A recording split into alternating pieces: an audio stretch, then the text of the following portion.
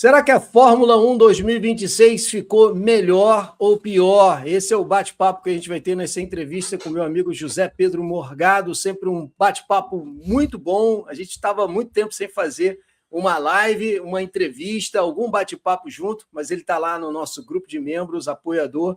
Eu vou deixar que ele fale um pouco dos trabalhos que ele tem feito. Eu sei que ele é criador aí do Bibliomotor, mas de um tempo para cá, muita coisa nova aconteceu contigo. Um prazer aí te receber, José Pedro. Bom, meu amigo Thiago, há quanto tempo a gente não tem esse bate-papo, né? Obrigado aí pela oportunidade. Um grande abraço a você e a todos que nos acompanham aqui no Fórmula Brum.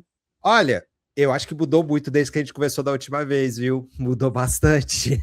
Fala aí do seu trabalho. Você tá no High Speed, está no Eleven TV, está fazendo externas lá que eu acompanhei lá no Autódromo de Brasília. Faz um resumo e todos os seus contatos vai estar aí na descrição do vídeo.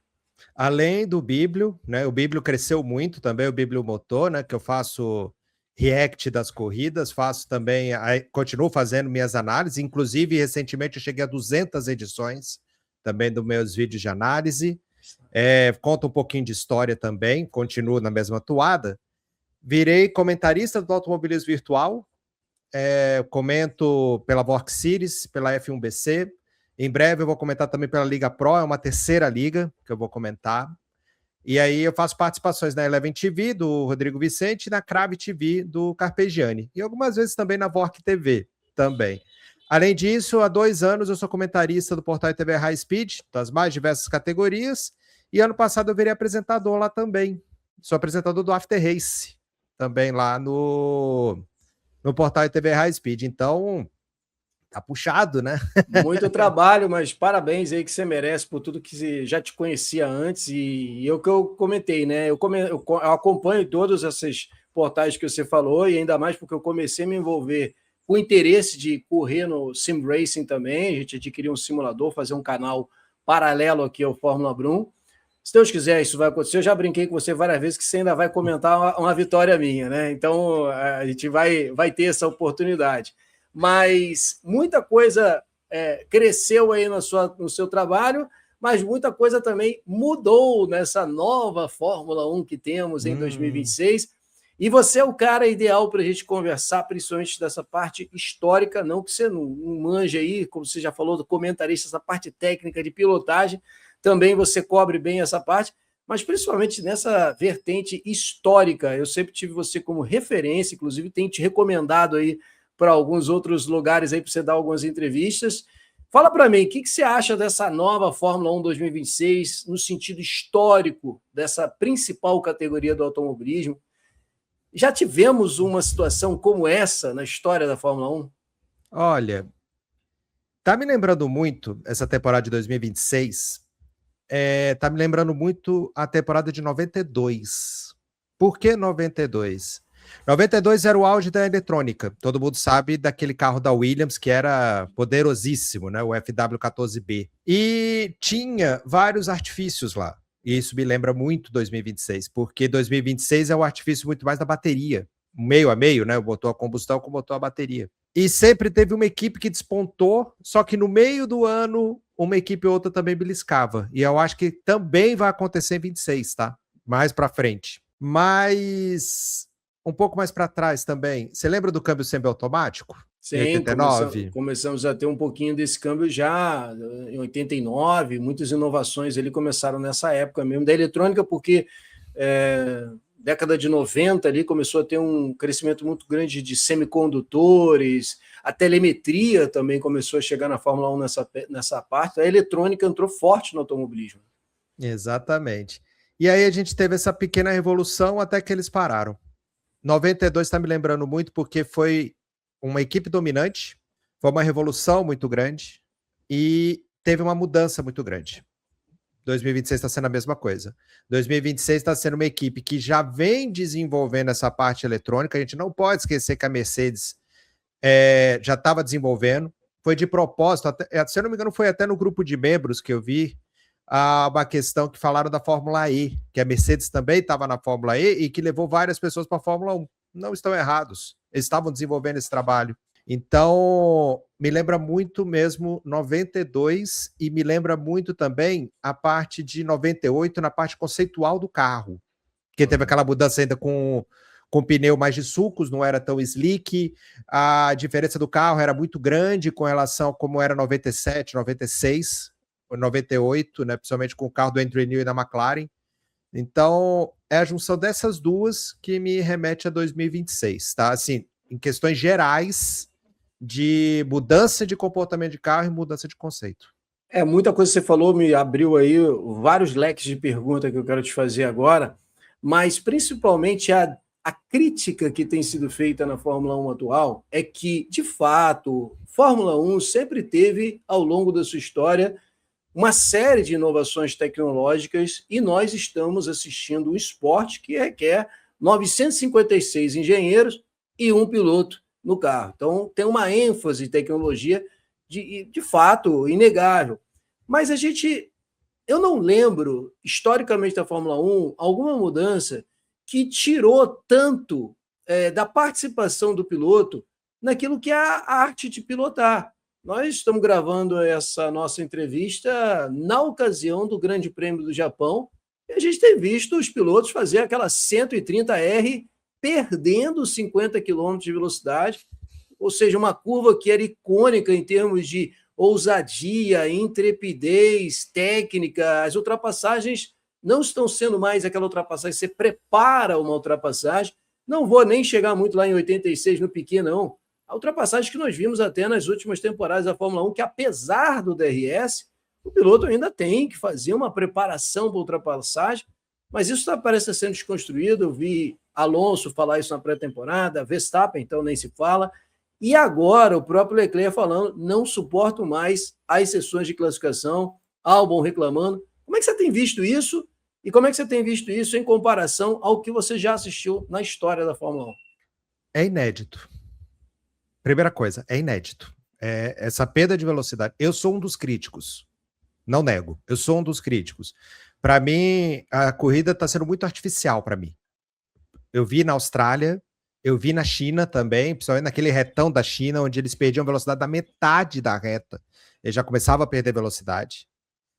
Mas no Japão, a 130R virou um meme, né? Vamos dizer assim, virou um meme, porque mostraram o on-board do Verstappen lá, ele perdendo 50 km por hora na tomada da 130R. Ou seja, ele pode fazer flat ali tranquilo agora que vai aparecer um carro descendo uma banguela. É isso que está acontecendo. Mas tem um outro trecho de Suzuka também, que é principalmente o segundo setor, que é aquele setor depois do hairpin, que eles pegam uma reta curva e vão para a curva spoon. Ali eles já perdem mais da metade da bateria. Eles recarregam no primeiro setor, ali na segunda é praticamente pé embaixo. Ali. E aí a curva spoon, o que eles estão fazendo de propósito? Eles estão tirando o pé. Nas duas curvas spoon, nas duas tomadas da spoon. E aí recarrega um pouco a bateria e já vão encarar o primeiro modo reta, que é outra coisa também errada que eu acho desse regulamento, tá?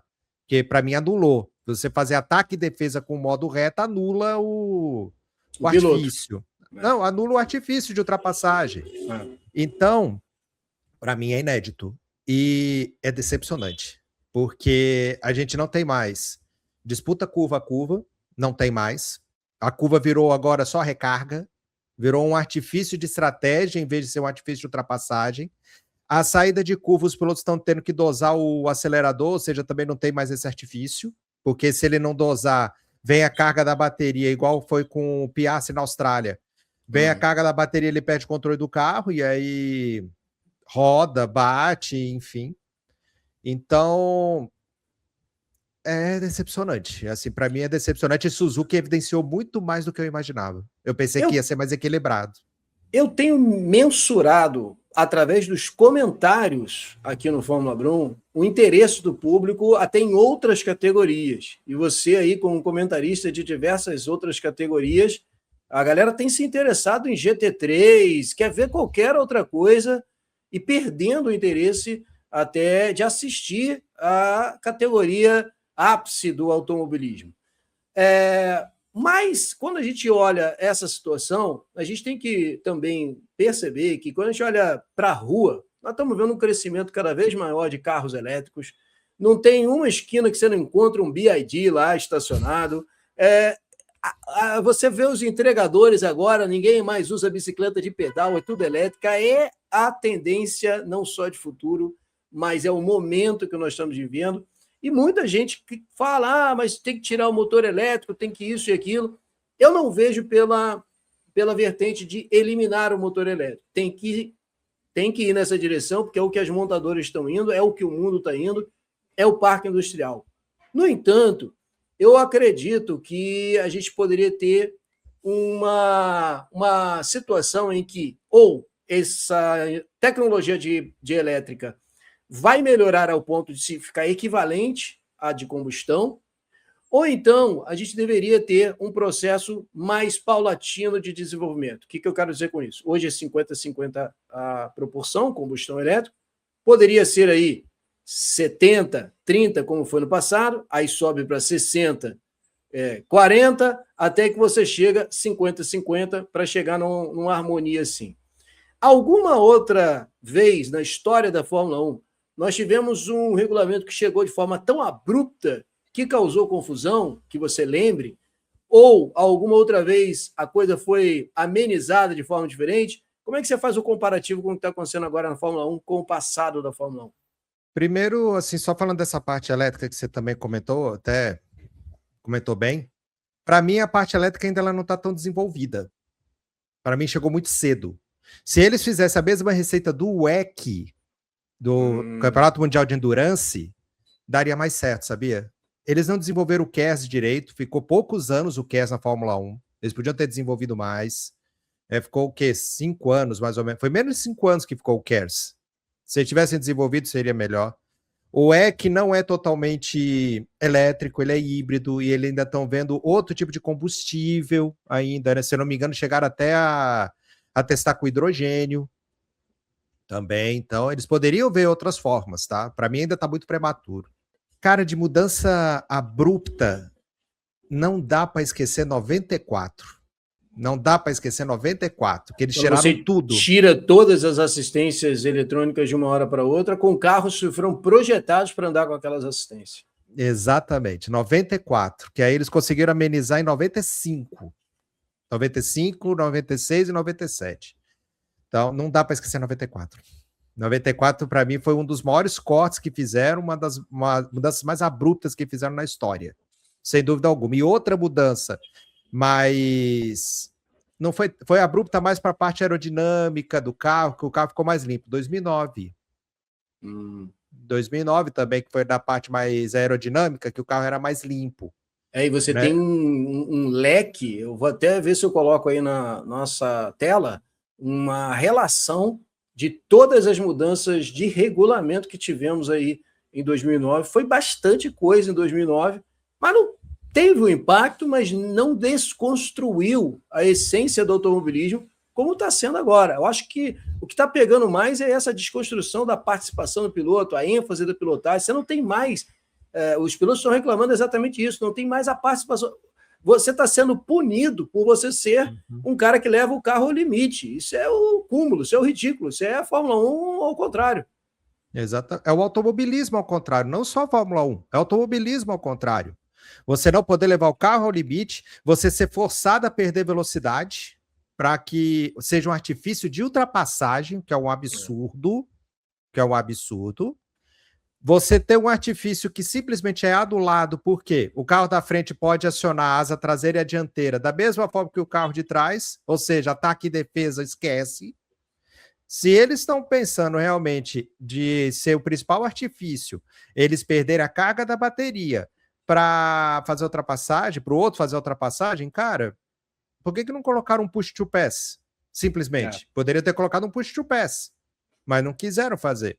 Então, esse regulamento ainda pode melhorar para o ano que vem. Esse ano não. Para o ano que vem, quem sabe? Que aí já vão ter um pouco mais de experiência, vão poder mexer em alguma coisa. Mas tá muito errado, sabe? Assim, tá aquela coisa assim muito errada. E tá evidente.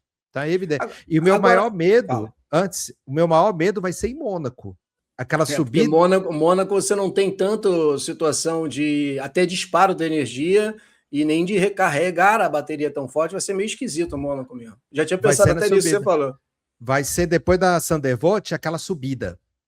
Cara, você imagina o carro perder velocidade naquela subida depois da Sandervoort. E saída do túnel também. Você imagina.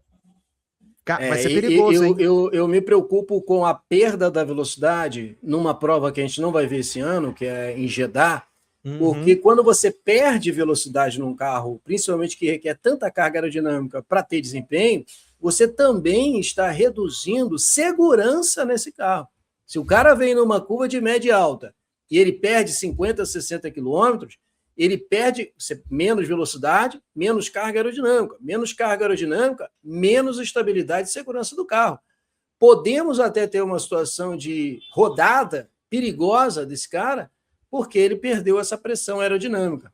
Bom, mas a gente está falando bastante sobre coisas complicadas que estão acontecendo, e eu também lembro o que está acontecendo com o fã da Fórmula 1, e a gente sabe, né, como criador de conteúdo, que tem diversos tipos de público que a gente faz o conteúdo. Tem aquele fã raiz, aquele cara que se envolve mesmo com o passado, não só da Fórmula 1, de automobilismo, mas gosta da repimboca da parafuseta, entende a parte mecânica, mexe lá na coisa de engenharia. Eu estava até vendo um artigo agora que a nova geração, se furar um pneu, chama o seguro para trocar, e tem uma nova geração que gosta do espetáculo. Vou te dar um exemplo aí. Eu estava acompanhando um corte do pessoal do Acelerados, né? E um dos apresentadores, não é o Gerson Campos, eu não me lembro o nome do apresentador, que ele falou que ele estava numa festa aí, alguma coisa dessas corridas de madrugada. O pessoal não gosta de Fórmula 1, estava lá nessa festa, mas quando começou a corrida, eles se interessaram naquele passa e repassa lá da Mercedes do Russell com o Leclerc, mas ele reparou o seguinte, quer dizer, talvez essa Fórmula 1 está sendo interessante para um público novo, um público que gosta do espetáculo. Mas para aquele público que está entendendo o que está acontecendo no sentido da engenharia e da mecânica e da pilotagem, não está sendo interessante. Você nota que públicos diferentes têm percepções diferentes e quem está mais decepcionado são aqueles que são mais raiz e veteranos nisso? Com certeza, com certeza. Desde que a Liberty entrou, a Liberty Media comprou a Fórmula 1, eles estão visando muito mais o espetáculo. Tiveram grandes acertos, tá? Não vamos só chicotear que eles tiveram alguns acertos também. Mas eles estão visando realmente um público novo, com certeza, né? Um público do espetáculo e tudo mais. Teve o ápice em 2021, inegável. Aquela briga do Hamilton com o Verstappen para a mídia, foi uma coisa extraordinária, né? Mas aí o Verstappen depois dominou. Teve o Norris agora em 25, que para mim é o campeão mais sem graça que teve depois de muito tempo, mas é uma opinião minha, tá? Eu assumo aqui, posso até ser cancelado, não tem problema. Mas para mim é o campeão mais sem graça que teve foi o Lando Norris. E aí chega agora 2026 tentando fazer exatamente esse espetáculo da ultrapassagem. Mas posso dizer, Thiago, que ainda estão falhando, porque as ultrapassagens estão sendo só no início da prova, na metade para o final, com estratégia de pneu praticamente igual. Eles não mudaram a quantidade de pneus, eles não mudaram as outras coisas. Abre um gap muito grande na segunda metade da prova. Não puxam tudo. Então, tá faltando ainda alguma coisa para eles adaptarem. Mas sobre os fãs, realmente, nós que somos raízes, eu e você, nós somos raízes. Eu tenho certeza que nós somos raízes. Cara, tá decepcionando. Então, é o puro reflexo mesmo. Quem gosta do espetáculo da ultrapassagem, tá gostando dessa ultrapassagem artificial. Eu não tô gostando. Para mim, tá decepcionante. Eu acredito que, embora seja importante atrair novos públicos e ensinar para esse novo público o que ele está assistindo, aqueles que sustentam mesmo a audiência, que estão aí em todas as temporadas, uns gostam mais de umas temporadas, outros, é o público que se envolve realmente com a Fórmula 1 e está crescendo esse volume de pessoas criticando a categoria. Agora, olhando um pouquinho aí para outras categorias que acabam sendo adjacentes e está atraindo o interesse do público, a gente está reparando aí um crescente interesse na GT3, nessas participações do Verstappen correndo em categorias de endurance, correndo 24 horas de Nürburgring, e o público parece que está vendo uma novidade, mas no passado não foi tão novidade assim entre os pilotos da Fórmula 1. Até o próprio Ayrton Senna participou se não me engano, ele participou com o Stefan Beloff em corridas de endurance também. Enfim, Jim Clark, não se, nem, né, podemos falar dele, participou de outras categorias. Quais outros pilotos você lembra aí que faziam isso que o Verstappen está fazendo, que para muitos é inédito? Na década de 70 até o início de 80, era normal os pilotos de Fórmula 1, porque também não recebia tanto assim, não tinha contrato de exclusividade, não tinha nada disso, eles competirem com 24 horas de Le Mans, por exemplo. Fazerem no mesmo ano, fazerem corrida de endurance. O Stefan Beloff foi um deles, Michele Alboreto foi um deles, Michele Alboreto também fez isso. O Senna guiou com uma Mercedes em Nürburgring. Eu só não lembro se foi, se não me engano, foi em 84. Acho que foi em 84. Eu me lembro que era Stefan Beloff, eu só não me lembro quem mais ele corria, mas ele foi relativamente bem ali. Sim. Teve Buffett e Winkelhock também, que fazia competição também da antiga classe C. Então, naquela época, eles competiam também de Fórmula 2, também porque não tinha grana. Quando eu citei o Jim Clark, eu acho que ele fazia mais Indy e Fórmula 2 e Fórmula 1 ao mesmo tempo, né? O Jim Clark, eu não sei muito bem se eu estou falando besteira ou é isso mesmo, né? Não tá não. Eles também revezavam porque as 500 milhas faziam parte do calendário. Na década de 50 e 60, final da década de 60, as 500 milhas faziam parte do calendário da Fórmula 1. E aí foram poucos os pilotos que conseguiram fazer as duas. Fazer Fórmula 1 e ainda fazer as 500 milhas. Da 500 milhas no circuito oval e tudo mais, tá? Só para explicar. Depois da década de 80, que o circo cresceu tudo, aí os pilotos já não puderam fazer mais.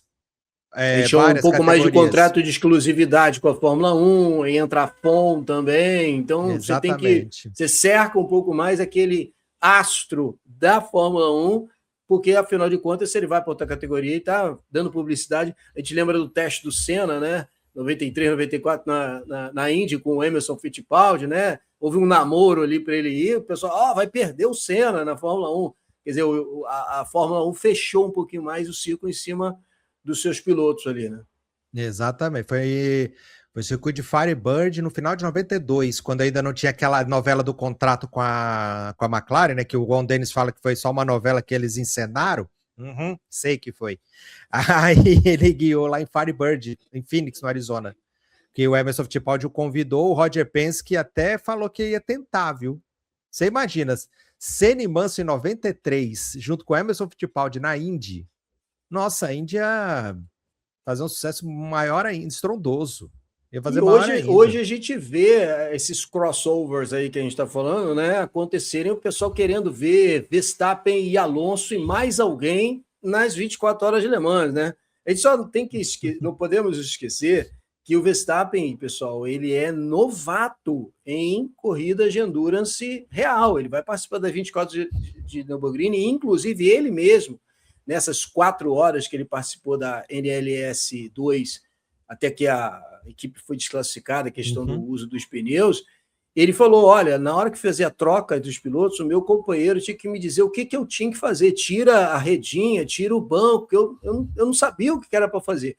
Apenas o Christopher Haas, né, aquele que ele disputou no primeiro stint, fala que, em termos de pilotagem, ele surpreendeu, né? O Verstappen não ficou aquém de ninguém em termos de pilotagem.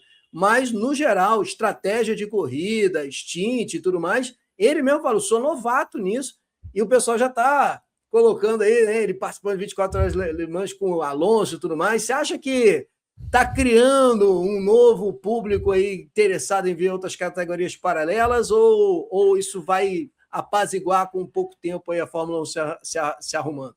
Não vai se apaziguar. Fã de automobilismo não é só fã de Fórmula 1, gosta de tudo. Gosta de tudo. Cabeça de gasolina gosta de tudo. E eu me incluo nessa. Eu gosto da WEC. Eu sou um desses que queria ver Verstappen, Alonso e Vettel juntos num carro de protótipo. Eu acho que seria um trio vemos e convenhamos, imbatível. Seria E o muito Alonso difícil de tem a bater. experiência, né? O Alonso tem a experiência na WEC de vencer e tudo mais.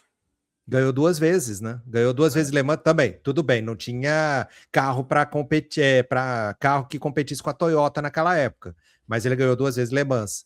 Então seria uma dupla bacana. Sobre o Verstappen, ele ganhou a licença foi recentemente para guiar no Inferno Verde. Foi, se eu não me engano, foi no final do ano passado, né? Que foi na metade do ano passado que ele fez um teste e tudo mais. Ele fez a escolinha da carteira B. Ele teve que guiar atrás do instrutor. Ele 4 vezes campeão da Fórmula 1. Quer dizer, ele foi por um caminho. Ele não peitou ali de falar, pô, peraí, eu tenho a licença aqui da Fórmula 1 e tal. Não, ele fez a escolinha, ele fez o caminho todo certinho, né? E tá. Olha, vamos causar uma polêmica aqui. Ele já tá começando a desenhar a continuação da carreira dele fora na Fórmula 1, viu? Também acho. Ele tá começando.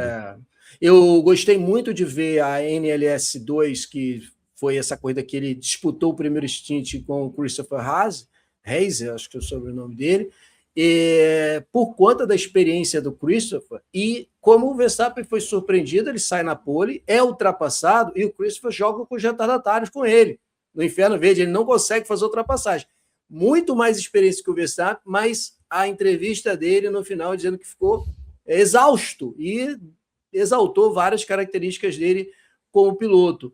E aí, eu estou falando isso pelo seguinte, eu estou notando que tem um público interessado em outras categorias, mas, para mim, como criador de conteúdo, sempre foi difícil introduzir uma nova categoria no Fórmula 1. Já tentei algumas vezes falar de Indy, falar de estoque, falar algumas coisas, mas o engajamento do pessoal é pequeno, ainda tem todo um glamour na Fórmula 1 e tem essa figura humana, né, que as pessoas querem se conectar, que eu brinco aqui no canal, o namorado do Hamilton, o namorado do Max e tudo mais, essa paixão, mas estou vendo que tem um público interessado, inclusive estou com conteúdo saindo aí sobre FIA WEC, GT3 e tudo mais. Você acha que tem esperança aí para a gente começar com um novo conteúdo de outras categorias? Eu comecei no Biblio esse ano a falar de Fórmula 2, Fórmula 3 e F1 Academy também. Principalmente por conta da falta de cobertura que essas respectivas categorias estão tendo. Fórmula 2, tudo bem, ok, mas Fórmula 3 e F1 Academy não tem cobertura. É normal o público ainda não interagir muito sobre outras categorias. Até a gente vê pouquíssimos canais que fazem isso. São pouquíssimos os canais, tá? Mas é uma situação meio complicada. A Fórmula 1 ainda está no ápice. Pode ser criticada, pode ser o que for, mas ainda está no ápice. O WEC está sendo divulgado agora. Alguns anos atrás. Já está sendo divulgada a WEC. Fórmula E. Não tem canal falando de Fórmula E. Não sei se você já percebeu. Não tem. Não tem Fórmula E. F1 Academy quase ninguém fala. Eu até tenho o canal do Dan Stick também, que aliás um abraço para ele, é referência em categoria de base. Só agora que estão começando o quê? A ter a cobertura da Indy Next. Mas por que disso? Infelizmente, aqui no Brasil, tá?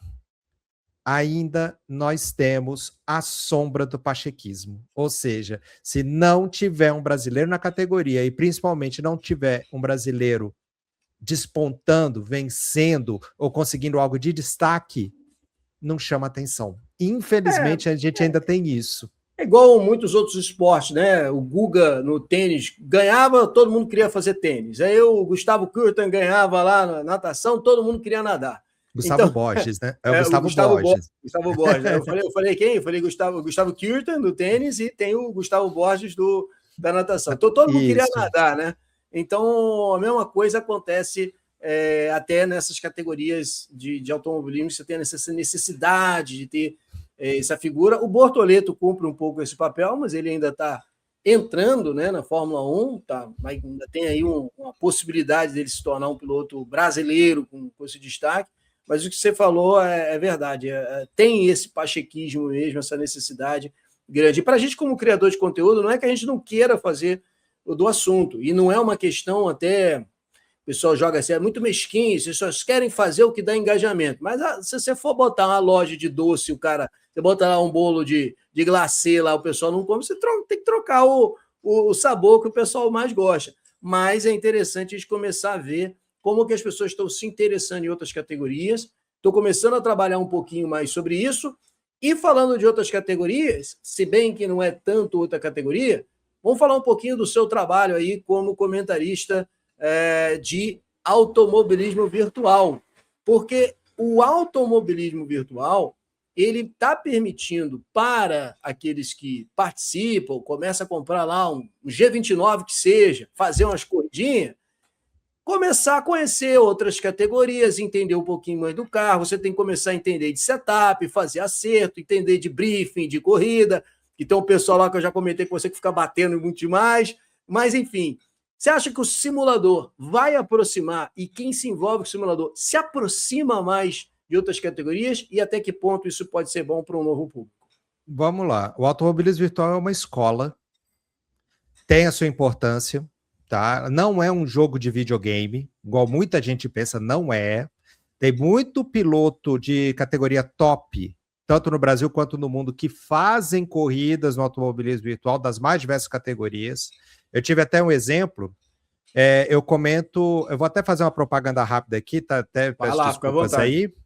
Eu faço comentários e atualmente eu estou narrando eventos de longa duração da F1BC, que eles fazem eventos reais, né? 24 horas de Daytona, 12 horas de Sebring, eles fizeram 12 horas de Interlagos, fizeram 24 horas de Spa ano passado. Imagina, 24 horas andando em Spa-Francorchamps, que delícia que deve ser. 24 horas de Le Mans e tudo mais. Em Daytona, se eu não me engano, até o Drogovic andou nesse evento. Foi ano passado. Ele andou, se eu não me engano, ele chegou a andar. Então, eu falo Drogovic porque, tudo bem, tá na Fórmula E hoje em dia, ele foi achincalhado quando ele foi para Aston Martin para ser piloto de teste, porque ele nunca foi para a Fórmula 1 e tal. Mas não vem ao caso aqui. Automobilismo virtual é uma escola. Você tem que aprender a mexer com setup, você tem que aprender a acertar o carro tem um comportamento diferente, o volante não é tão leve, o volante também tem o force feedback, também tem aquelas reações ainda que o piloto tem que segurar, fora ainda que você tem que investir em preparação física, porque tem corridas que são de 1 hora e meia, beleza, tem o seu desgaste. Igual ontem, por exemplo, ontem eu comentei na Vox Series, eles pegaram o anel externo do circuito de Buenos Aires, do Juan e Oscar Galvez. Cara, pista escorregadia. Chovia, parava, e o carro tem um comportamento diferente. Você tem que ficar focado o tempo todo. É a mesma coisa de uma corrida de kart que você já competiu várias vezes, Thiago. E fora com relação, te interrompendo, mas sobre essa questão do kart que você citou, eu comecei, né? Você sabe, lá no nosso grupo de membros, eu tenho falado do que eu estou montando o setup, fazendo aí o orçamento. Cara, eu estou me sentindo como eu comecei no kart. Aquela vez que eu comprei o chassi meu, eu mesmo comprei o motor, uma maletinha de ferramenta, comecei a aprender como era um kart, o que era o acerto, e comecei até a aprender aí sobre processador, placa de vídeo, tudo até esses detalhes. Para começar no simulador, é muito gostoso de você começar no simulador, porque dá um barato assim de você tá montando uma equipe. Eu estou me sentindo assim, montando uma equipe literalmente, montando a infraestrutura, vai muito além de você sentar ali no cockpit, pegar o volante, pedal, acelerador e freio e correr. Você não acha que a pessoa que se envolve no simulador, ele vai ter uma imersão muito mais do que a própria pilotagem?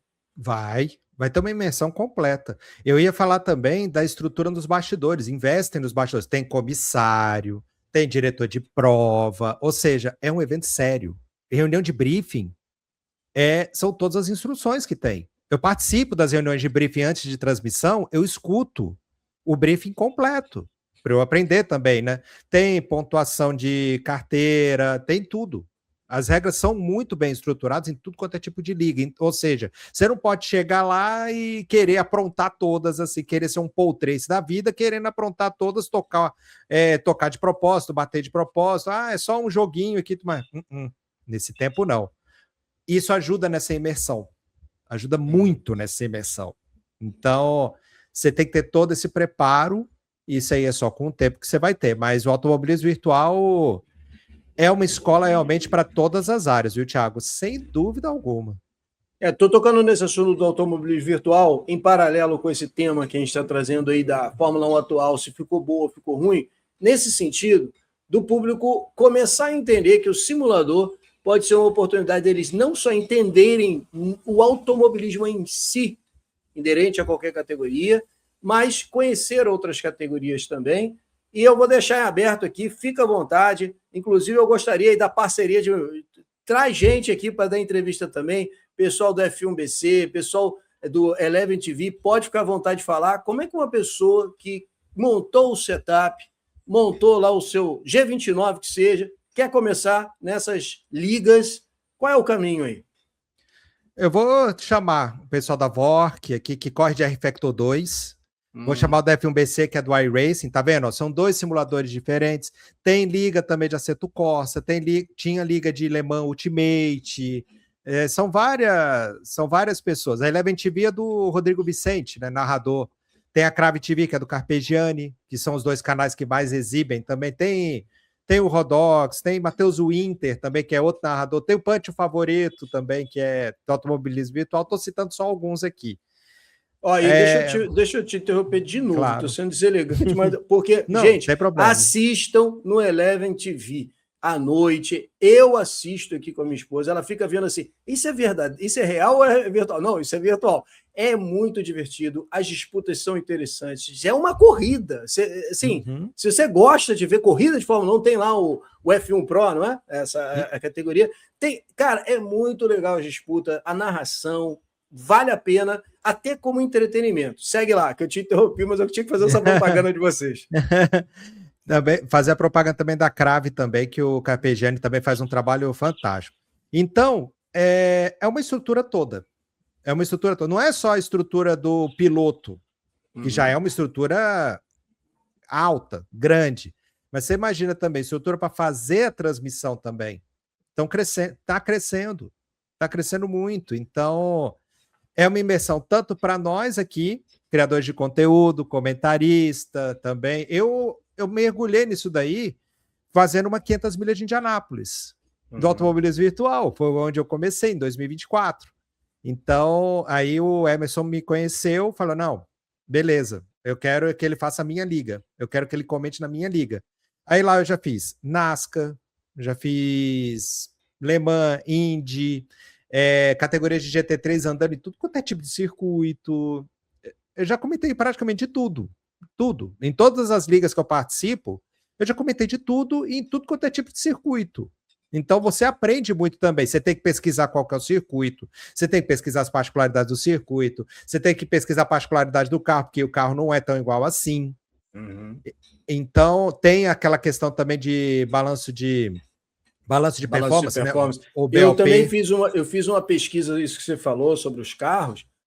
Existe muita similaridade quando você vê o comportamento de um Porsche na vida real, o comportamento no simulador. Tem algumas semelhanças ali, tem bastante semelhança, mas digo assim, você, de carro para carro, você tem que estudar também. É um universo que o cara vai se apaixonar se ele entrar, né? Sem dúvida alguma, sem dúvida alguma. Então, eu falei desse BOP porque a gente está gravando dia 28. No dia 4 de abril, se tudo der certo, eu vou participar das 12 horas de Sebring. Essa eu quero assistir. Essa aí eu tô acompanhando, todo mundo está se preparando. Toda vez eu vejo alguém com um canal de simulador, eu vejo lá o Vitor Gens, vejo nossa, tem muita gente que eu tenho. Não vou citar o nome aqui, só vou deixar alguém de fora. Eu vejo todo mundo se preparando para as 12 horas de Sebring, eu fico acompanhando a pista, já pesquisei sobre a pista na vida real. Enquanto isso, eu estou montando meu setup, minha equipe eu estou montando, mas vai chegar a hora. E eu estou me sentindo como eu comecei no kart. Cara, então, apesar de nós estarmos vendo uma Fórmula 1, fazendo a ponte agora com o tema aí do nossa entrevista, apesar de nós termos uma Fórmula 1 que está desanimando muita gente, tem vida fora da Fórmula 1 em outras categorias e tem vida fora da Fórmula 1 que a pessoa pode ter uma imersão, então, né? Sim, sempre teve, tá? Vida fora da Fórmula 1 sempre teve. E teve várias alternativas. Mas hoje em dia, tudo bem, não é tão acessível. Mas hoje em dia, nunca foi, né? Automobilismo nunca foi tanto no real quanto no virtual. Nunca Exato. foi tão acessível. Mas tem como fazer essa imersão, sim. Tem como fazer, tem como sentir realmente como é que é esse desafio. E Ó, pessoal, é interessante. eu vou até abrir para vocês assim. Hoje a gente tem uma proposta de fazer um investimento num canal de simuladores e colocar um simulador. É um investimento alto, realmente. Agora, também é gostoso você viver o que a gente vê nas equipes de corrida, que você vê uma Haas em menor proporção de infraestrutura que a Ferrari, você vê uma Williams em menor dimensão hoje do que uma Mercedes, e os desafios que essas equipes têm de montar uma infraestrutura, de ter um túnel de vento, você vê o investimento aí que o Lawrence Stroll fez, é a mesma coisa a nossa realidade. Pô, é caro o troço, mas você tá bom, vamos trabalhar, vamos financiar, vamos fazer uma coisa, faz parte. Inclusive, por exemplo, eu tenho essa facilidade, não é nem facilidade, foi construído isso, de ter um canal que eu posso dar uma divulgação para eu poder entrar nesse universo simulador, cada um que se vire. Né? Eu me lembro quando eu comecei no kart, eu corri em categoria que os caras gastavam, assim, kart é caro, eu corri na categoria mais barata. Quando me convidaram para correr numa categoria que na época os caras gastavam 8, 10, 12 por etapa. Eu gastava 2, 3. Mas por quê? Porque eu arrumei um jeito lá de testar o equipamento para poder andar na equipe. Dá para você viver o automobilismo como um todo se você entra numa imersão no simulador, né? E não precisa também, vamos ser bem sinceros, não precisa também você construir um simulador. Jogo de videogame. Hoje em dia, também tem essa questão, tá? Pode ser, tudo bem, não tem o volante, mas no controle você também pode fazer o acerto do carro, você tem que liberar os artifícios eletrônicos também, então também você tem essa imersão. Teve até um exemplo lá aqui de Brasília, né, na semana passada, eu falei com o Rafa Rubio, ele que anda de HB20, para ele aprender o traçado, ele fez 250 voltas no simulador. De simulador de corrida virtual, né? Igual o War Racing. Então, ele aprendeu o traçado, tudo bem, eles não têm o traçado novo ainda, eles tinham o traçado antigo, mas boa parte se manteve. Ele foi aprendendo. Adivinha o que aconteceu? Ele foi pole. Com 1 segundo de vantagem. Com 1 segundo de vantagem.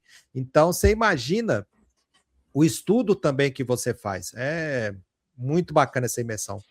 Bom, e para o futuro do automobilismo, você acredita que alguém ainda vai sair do... Já tivemos esse exemplo de pilotos que fizeram isso, inclusive nas categorias de endurance. Pilotos que saem do simulador, literalmente para o automobilismo real, podemos até ter um piloto que chegue eventualmente à Fórmula 1 oriundo do simulador e o kart é uma etapa que fica um pouco de lado, ou você ainda acha que o kart tem esse peso? Vamos fazer uma relação aqui. Quando falaram da internet, falaram que dos celulares e tudo mais, falaram que o rádio ia acabar. O rádio acabou? Não. Por que eu estou fazendo esse paralelo? O kart tem a sua essência. O kart não vai ser substituído, hipótese alguma. O kart tem as suas particularidades, tem seus acertos. O automobilismo virtual, o simulador é totalmente diferente. Por exemplo, você querer saber sobre o carburador, você vai saber no kart. Você não vai saber no simulador. Você querer saber um pouco mais do limite da pista mesmo, assim, da tocada que você tem que ter, da reação que você tem que ter, o kart você vai aprender. Sem dúvida você vai aprender. No simulador, não é a mesma sensação, é totalmente diferente. Questão do esforço físico.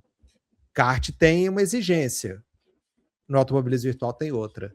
Então, um não substitui o outro não, tá? Muito pelo contrário.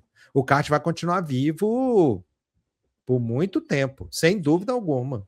E pegando assim, até uma cena do Drive to Survive, né? Você lembra quando o Leclerc bateu na classificação em Mônaco e ele depois vai para o grid e ele troca a transmissão, né? A transmissão dá um problema, ele não larga, né? Por causa daquela batida, alguma coisa assim. E no episódio o Cristiano faz uma coisa interessante. Quando o Leclerc sai do box indo para alinhar, ele sente o cheiro. Você sentiu esse cheiro? Eu acho que a transmissão dele vai embora. E a transmissão dele foi embora. Então tem coisas que o automobilismo real ele tem, que o simulador não vai conseguir substituir.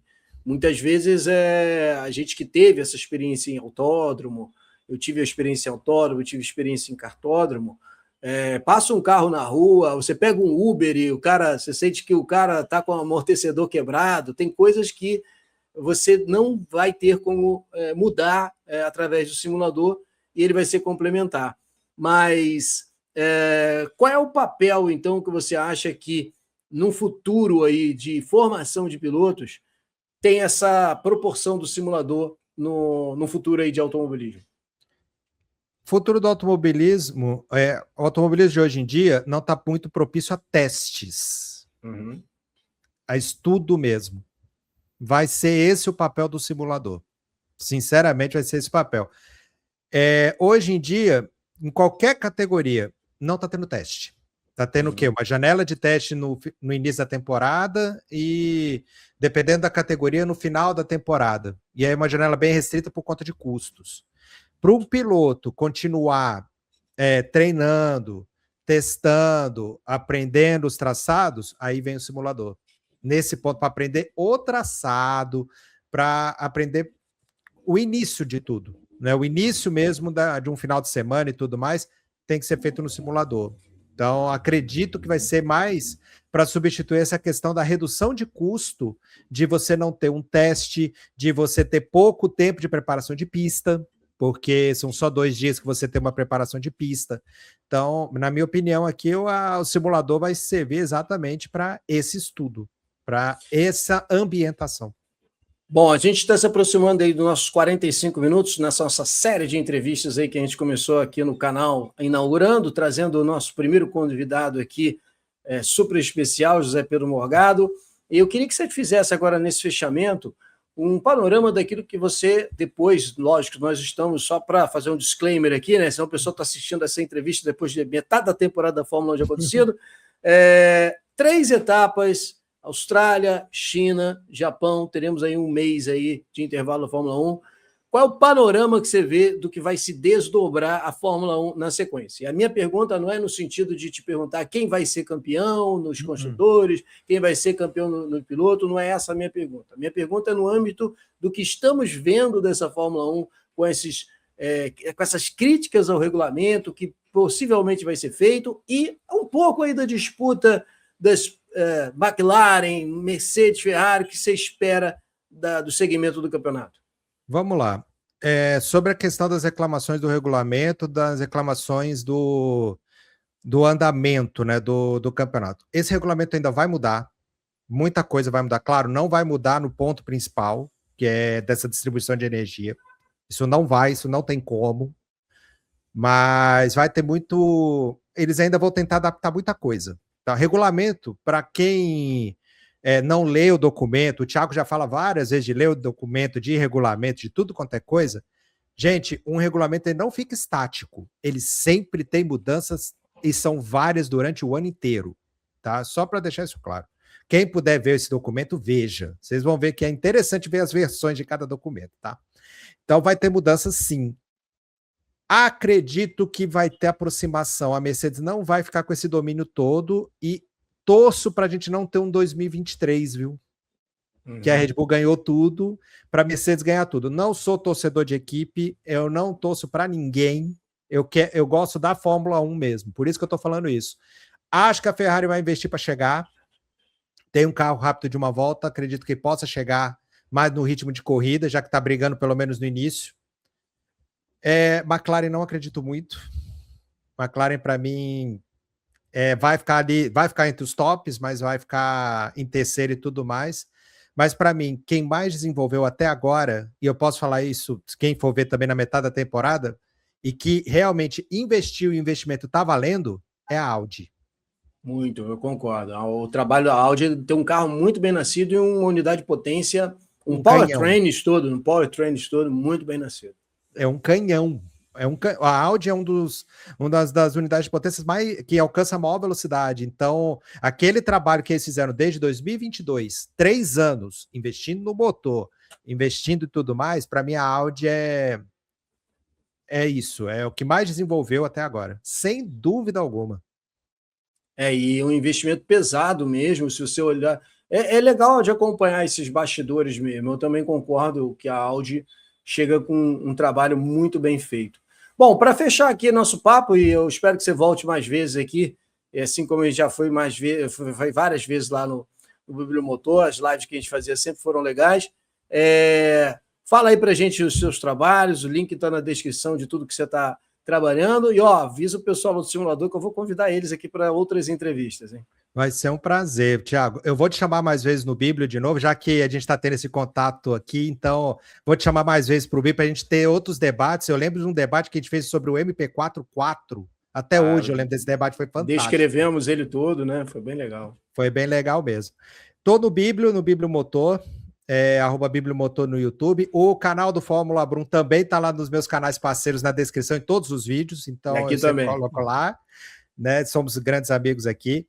Faço parte do automobilismo virtual na Vork Series, na Liga Vork Series, na Liga F1BC, e vou fazer parte da Liga Pro a partir do dia 1º de abril, não é mentira, mas sendo no dia 1º de abril comentando GT3, e faço também parte do portal ITV High Speed, fazendo comentários de corrida. Algumas vezes o automobilismo virtual até estou narrando, também virei narrador assim, em algumas corridas bem esporádicas, mas são esses os meus trabalhos aqui, e em breve o Bíblio vai ter seu próprio site. Novidades. Muito bom. Muito novidades, bom. Tá? Então, são esses os meus trabalhos. Bom, na sua tela eu vou deixar uma playlist com todas as nossas entrevistas dessa série. Tem muita gente boa que a gente está trazendo. Clica na playlist, salva ela, porque aí você vai ser sempre notificado. E, como sempre, muito obrigado por assistir os vídeos do Fórmula Brum.